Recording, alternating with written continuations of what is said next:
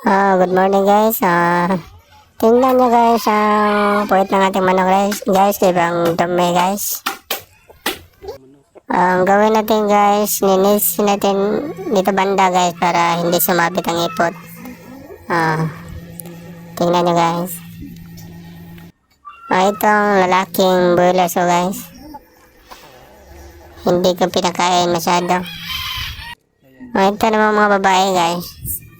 Maganda talagang tignan kapag malinis ang bandang puwitan guys.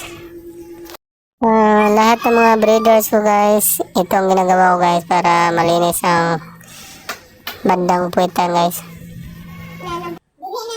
Kapag gusto nyo petlugin ang mga breeders nyo guys, tips lang guys, munting tips. Hindi natin pakainin ng marami guys. Huwag patabain. Dapat tama-tama lang guys. Tama-tama lang